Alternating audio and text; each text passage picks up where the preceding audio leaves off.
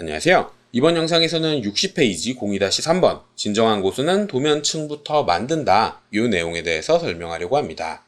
제가 앞에 영상에서 이런저런 특성들을 미리 구분해 놓은 카테고리의 일종인 도면층이라는 게 있다 이 정도로 언급을 했었습니다. 작업 공간에 작성할 객체들은 이런저런 특성으로 보이는 모습을 제어할 수 있는데 이걸 미리 뭉쳐서 정리한 게 도면층이라는 뜻이죠. 그리고 이 도면층은 도면층 특성 관리자 요 팔레트를 통해서 제어할 수 있습니다. 명령어로는 레이어, 근데 단축 명령어는 앞에 두 글자 LA만 입력해서 사용을 하실 수가 있고요. 닫을 때에는 레이어 클로즈라는 명령어를 사용해서 닫을 수가 있는데 여기서 아쉬운 게 열 때는 단축 명령어가 있는데 닫을 때는 단축 명령어가 없다는 점입니다. 그래서 불편하게 꼭 요 닫기 버튼을 클릭해야만 하는데 제가 앞에서 영상에서도 보여드렸다시피 오토캐드에서는 단축 명령어를 편집할 수 있잖아요. 그러니까 제가 추천을 하는 건 당연히 여기에 단축 명령어를 하나 추가해서 사용하는 걸 추천합니다. 아래쪽으로 쭉 내린 뒤에 단축 명령어 열 때는 LA니까 닫을 때는 뭐 LAA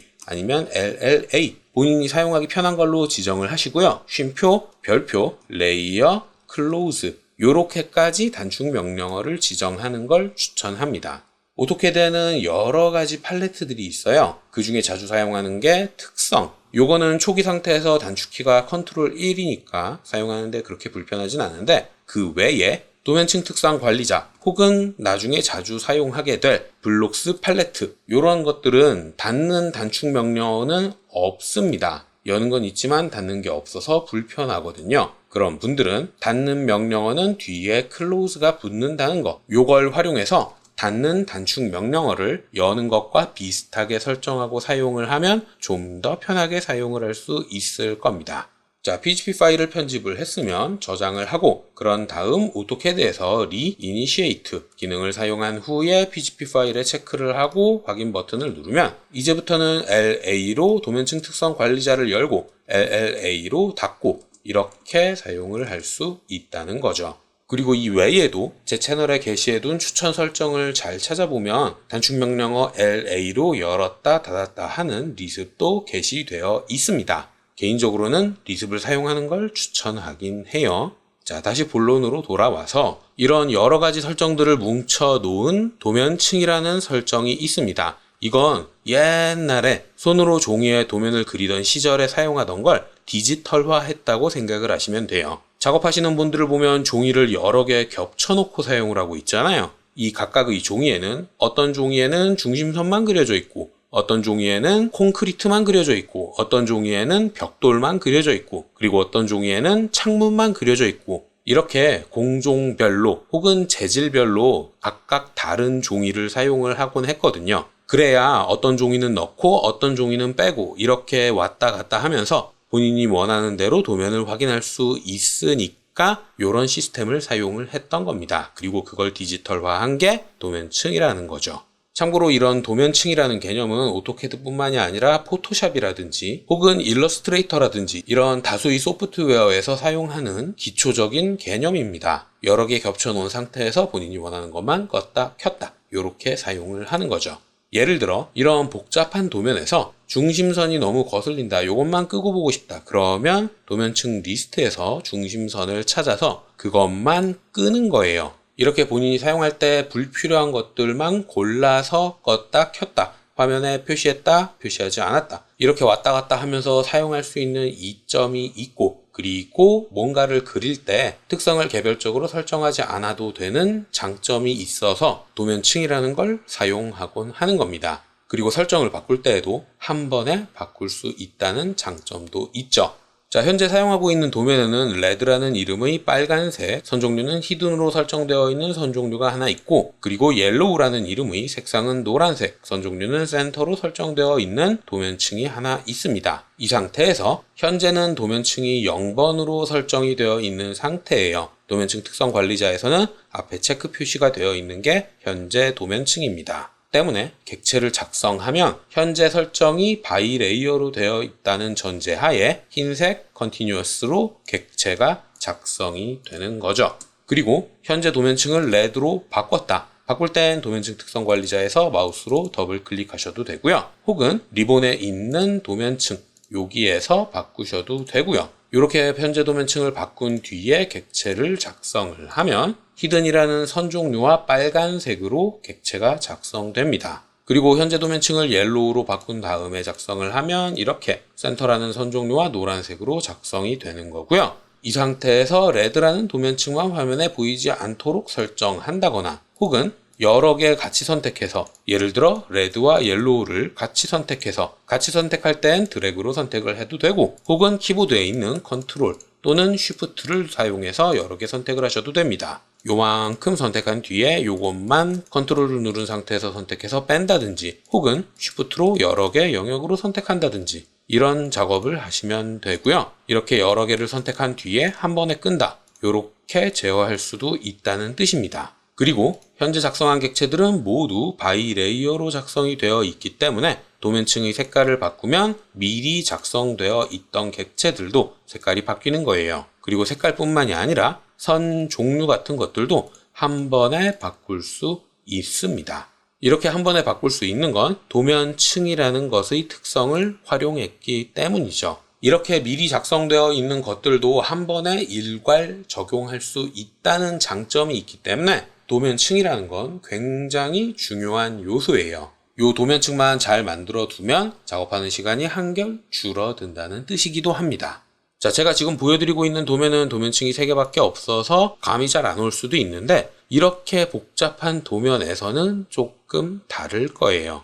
예를 들어 흰색으로 설정되어 있는 것만 한 번에 선택을 한다든지 혹은 선 종류로 정렬 기준을 바꿔서 히든으로 되어 있는 것만 끈다든지 이런 작업을 쉽게 하실 수가 있는 거고요. 그 외에도 특정 단어가 들어가 있는 도면층을 검색해서 센터가 포함되어 있는 모든 도면층만 띄워 놓고 한 번에 끈다든지 이런 간편한 작업을 할 수도 있는 겁니다. 이런 작업을 하지 않았다면 객체를 찾아서 도면층의 이름을 확인하고 그 도면층을 끄는 이런 반복적인 작업을 해줘야 되는데 이게 시간이 굉장히 오래 걸리거든요. 물론 도면층이라는 패널에 구성되어 있는 다수의 버튼들 이런 기능들을 활용하면 좀 더 쉽게 원하는 도면층을 끄고 켜고 이렇게 제어를 할 수도 있기는 해요. 어떤 방법을 선택할 것인지는 각자가 판단을 하시면 되고요. 이런 모든 편의적인 기능들의 기반은 도면층을 기반으로 하고 있는 겁니다. 그래서 도면층이라는 게 생각보다 중요한 개념이라는 거예요. 자, 본격적으로 책의 내용을 진행하기에 앞서서 몇 가지 기초적인 설명과 팁을 좀 드리자면 모든 도면층들 중에 특수한 도면층이 딱 2개 있습니다. 하나는 0이라는 이름의 도면층. 이 도면층은 어느 도면에나 존재하는 기초 도면층이에요. 새로운 도면을 만들 때 자동으로 생성되는 기초 도면층입니다. 그리고 이 도면층은 어느 도면에나 존재하기 때문에 가급적 사용하지 않는 게 좋고 그리고 추가로 설정도 바꾸지 않는 게 좋아요. 만약 이 도면에서 0번 도면층의 색깔을 빨간색으로 바꾸고 선을 작성했다. 그러면 이 도면에서는 빨간색으로 보입니다. 근데 컴퓨터에 있는 가장 강력한 기능인 컨트롤 C를 사용해서 객체를 복사하고 컨트롤 V를 사용해서 객체를 붙여넣는 이런 작업을 현재 도면에서 하면 0번 도면층이 빨간색이기 때문에 빨간색으로 화면에 표시가 되죠. 근데 다른 도면으로 넘어가면 그 도면엔 이미 0이라는 도면층이 작성되어 있고 그리고 지금 보여드리고 있는 도면에선 객체의 색상이 흰색입니다. 그래서 붙여 넣으면 색깔이 바뀌어요. 컨트롤 C와 컨트롤 V를 사용을 할 때는 도면층도 함께 복사됩니다. 예를 들어 이 친구들 레드와 옐로우라는 도면층으로 사용해서 작성된 이 친구들을 복사하고 비어있는 새 도면으로 옮겨가서 컨트롤 V를 사용하게 되면 도면층도 같이 복사돼요. 이렇게 도면층이 없을 때에는 컨트롤 V를 사용을 했을 때 도면층도 같이 만듭니다. 근데 도면층이 이미 존재한다. 그러면 복사해서 붙여 넣을 때에 이미 작성되어 있는 설정을 우선 사용하게 되어 있어요. 그래서 이 도면에서 저 도면으로 컨트롤 C, 컨트롤 V를 할 때 눈에 보이는 색깔이나 선 종류나 이런 게 바뀌는 경우가 생깁니다. 자, 제가 지금 도면층에 대해서 두 가지 설명을 했죠. 첫 번째, 0이라는 도면층은 어느 도면에나 존재한다. 그리고 두 번째, 도면 간에 객체를 복사해서 붙여 넣을 땐 도면층이 없으면 새로 만들어 주지만 있으면 이미 존재하는 도면층의 설정을 그대로 사용하기 때문에 눈에 보이는 설정이 바뀔 수도 있다. 이 두 가지 꼭 기억을 해 두셔야 되고요. 그리고 세 번째, 불필요한 도면층을 끌 수 있어요. 근데 현재로 선택되어 있는 도면층을 끌 때엔 경고 메시지가 나옵니다. 진짜 끌 거냐? 아니면 끄지 않을 거냐? 물론 여기에서 진짜 끄겠다를 선택하면 화면에서 제거되는데 이렇게 경고 메시지가 표시되는 이유는 객체를 작성할 수 있기 때문입니다. 도면층을 끄고 켜는 건 화면에서 안 보이도록 설정을 하는 거지 작성되지 않도록 막아두는 게 아니거든요. 그래서 현재 도면층이 꺼져 있어도 객체 자체는 작성할 수 있어요. 다만 눈에 보이지 않을 뿐이죠. 도면층을 켜면 객체는 정상적으로 잘 작성된 겁니다. 작성할 당시에 도면층이 켜져 있지 않아서 눈에 안 보였을 뿐인 거죠. 처음 오토캐드를 배우시는 분들이 이 점을 간과하시는 분들도 있기 때문에 한번 설명을 한 거고요. 그리고 이 도면층 특성 관리자라는 건 팔레트이기 때문에 여기저기 도킹해서 사용을 할 수도 있어요. 근데 도킹되어 있는 메뉴가 너무 많으면 작업 공간이 줄어들어서 사용하기 불편하단 말이에요. 그래서 어떤 분들은 리본 메뉴에서 오른쪽 이 부분은 잘 사용하지 않으니까 이쪽에 올리고 싶은 분들도 가끔 있습니다. 그런 분들은 이런저런 불필요한 편법을 찾지 마시고요. 설정 버튼에서 고정 허용 요걸 체크 해제하면 리본 위에 올라가도 도킹되지 않아요. 도킹되는 걸 막았기 때문이죠. 화면의 환경 설정은 본인이 편한 걸 찾으면 되기 때문에 어떤 게 가장 편하다 이런 건 없고요. 작성하다 보면 본인한테 편한 설정을 어느 순간 찾을 수가 있을 겁니다. 자, 그리고 마지막으로 특수한 도면층 한 가지 더 설명을 하려고 하는데 바로 치수와 관련된 도면층입니다. 치수를 아무거나 하나 작성을 하게 되면 도면층이 추가로 자동으로 생겨요. Definition Point. 이 도면층은 요 끝에 있는 가상점 화면을 확대해 보면 여기에 점이 하나 작은 게 찍혀 있거든요. 이 점을 기록하기 위해서 사용되는 도면층입니다. 이것도 특수한 도면층이라서 별개로 취급이 되는데 가장 중요한 건 이 도면층은 출력되지 않는다는 거예요. 도면층 특성 관리자를 보면 플롯이라는 항목이 있는데 요걸 클릭해서 플롯되지 않도록 설정하거나 출력되도록 설정하거나 바꿀 수 있습니다. 근데 Definition Point라는 요 특수한 도면층은 이 아이콘 자체가 비활성화되어 있어요. 어떤 수를 쓰더라도 절대 출력되지 않는다는 거죠. 이러한 특수한 설정이 걸려있기 때문에 객체를 작성할 때는 가급적 사용하지 않는 게 좋고요. 예외로 출력되지 않는 보조선을 작성한다든지 그럴 때에 가끔 활용되는 도면층입니다.